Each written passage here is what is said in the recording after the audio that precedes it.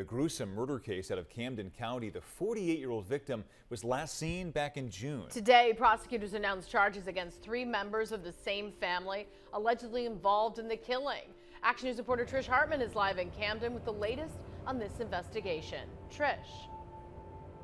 Yeah, Sarah, there are many disturbing details in this case. The Camden County prosecutor says that a man, his wife, and his son are charged in this case. They're accused of killing this man and then dismembering his body. Months later, the victim, according to authorities, still has not been found. This is a pretty quiet street. A lot of families live here, so it's kind of surprising. Authorities say it was here along Baird Boulevard in Camden that the victim, 48-year-old Harold Miller, was last seen back in June. Now, Everton Thomas, his wife, Sherry Parker, and his son, Deshaun Thomas, are all charged in connection with his killing.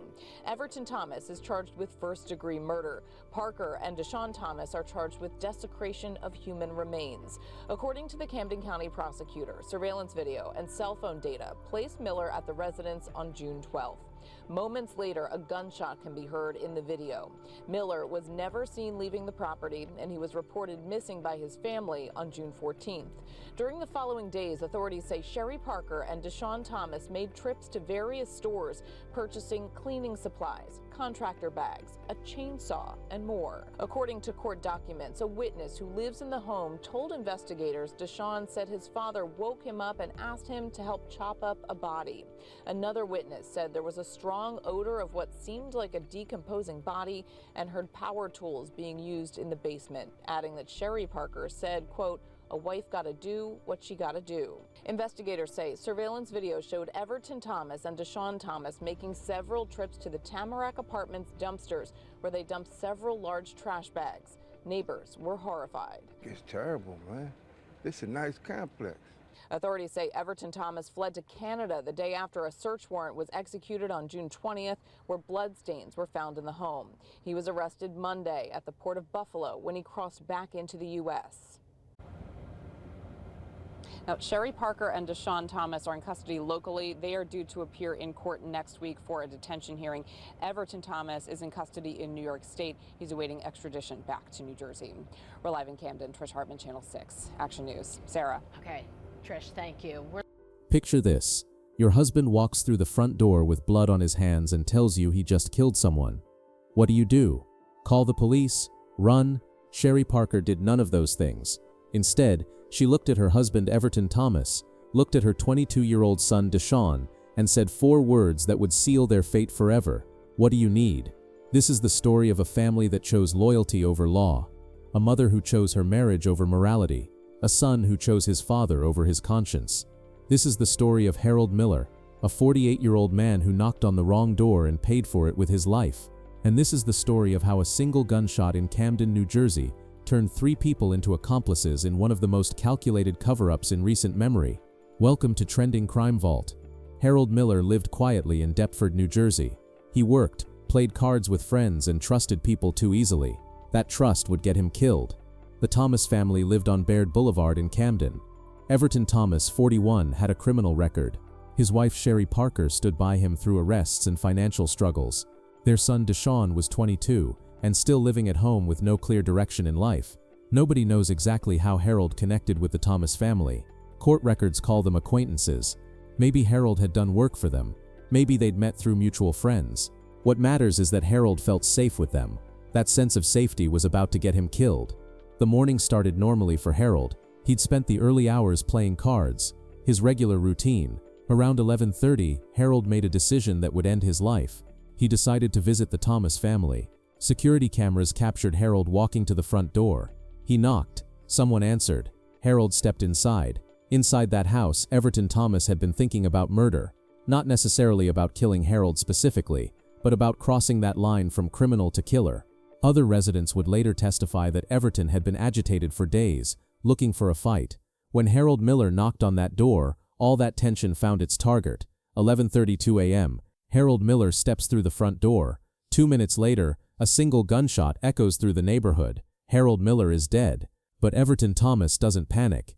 He doesn't call an ambulance. Instead, he grabs Harold's car keys and drives the victim's vehicle to Pennsauken, abandoning it with Harold's phone inside. This isn't self-defense. This is planned execution. When Everton returns home, he asks his wife and son the question that would haunt investigators. Will you help me get rid of the body? Both of them said yes.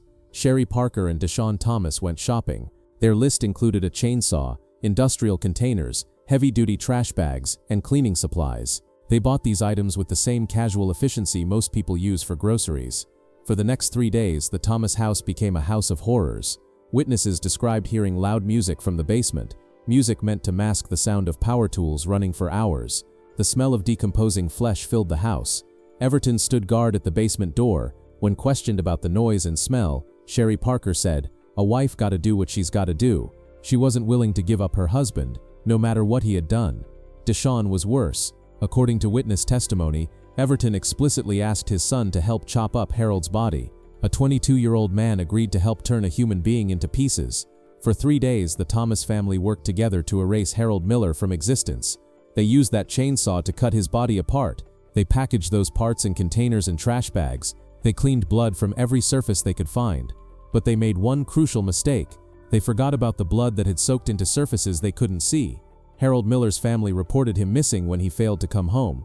His abandoned car was found in Pennsauken with his phone powered off. For anyone who knew Harold, this was immediately suspicious. Camden County detectives started piecing together Harold's final day. Security footage showed him entering the Thomas house but never leaving. Video surveillance captured Everton and Deshaun making multiple trips to dumpsters at the Tamarack Apartments complex, loading containers and trash bags, disposing of what investigators would later realize were Harold's remains. According to police and detectives, that victim is Harold Miller. Harold Miller went missing on June 14th. That's Father's Day. He is a father of 6, and like you said, his remains still to this day have not been found. But according to detectives, they believe that family made their way over here where I'm at the Tamarack Apartments in Camden, and went over to a dumpster just like this. And they say for 3 straight days on surveillance, that family was seen throwing extra large black trash bags into dumpsters. I can tell you that this area is about 2 miles away from the actual scene. That's scary. Disbelief this afternoon on Baird Boulevard in Camden. Families are now learning their neighbors across the street are accused of killing a man, chopping him up with a chainsaw, and then getting rid of the evidence in a nearby apartment dumpster. How does that hit your heart? Terrible. According to the criminal complaint, 47-year-old Harold Hal Miller went missing on June 14th. His family immediately took to social media, desperate for any answers. They say he was last seen playing cards with friends 2 days earlier.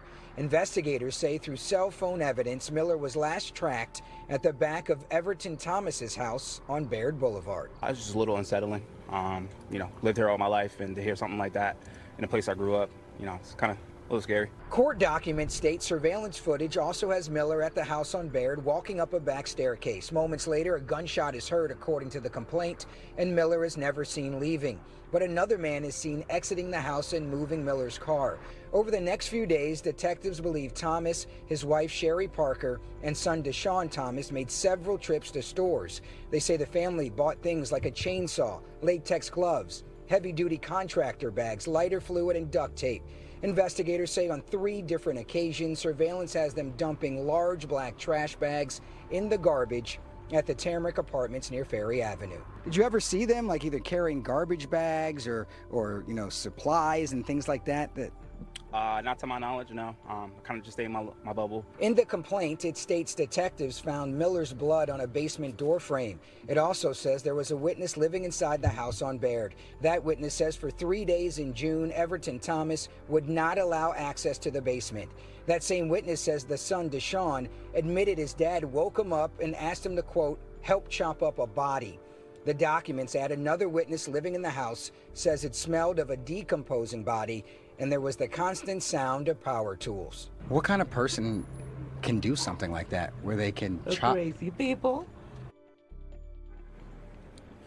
She calls people crazy. Once again, you're looking at dumpsters that police say similar to like this. They believe they were dumping body parts and getting rid of that body in these dumpsters over here at the Tamarack Apartments. As for the family, the mother and the son, they were arrested on Monday here in Camden. We're told the father, he tried to leave and went to Canada. He was questioned on June 20th. The next day, they say he left, went to Canada, but he was also arrested on Monday trying to come back into the country through Buffalo. For now, we are live in Camden, Aaron Baskerville, NBC 10 News. 8 days after Harold's disappearance, detectives executed a search warrant. They found bloodstains throughout the house, especially on the basement doorframe. But here's the moment that sealed Everton's fate. When police arrived, they found him carrying a loaded firearm. The magazine was designed to hold 10 rounds. It held 9. One bullet was missing, the same number of gunshots the cameras had recorded. Everton Thomas looked at the evidence and made another calculated decision. He ran. The next day, Everton fled to Canada, leaving his wife and son behind. But while he was hiding, forensic analysts were working in New Jersey, testing blood samples, running DNA analysis, building an airtight case. For 2.5 months, Everton lived as a fugitive, while Sherry and Deshawn stayed in Camden. They were wrong to think the investigation would stall. The DNA results came back in September. The blood belonged to Harold Miller. Prosecutors had their evidence. The arrests happened fast. Sherry Parker and Deshawn Thomas were picked up by U.S. Marshals. Everton, trying to slip back into the United States on a commercial bus, was arrested by customs agents at the port of Buffalo. Game over. In court, the evidence was overwhelming. Security footage, surveillance video of disposal trips, DNA evidence, witness testimony. The prosecution painted a picture of 3 people who worked together to commit calculated murder.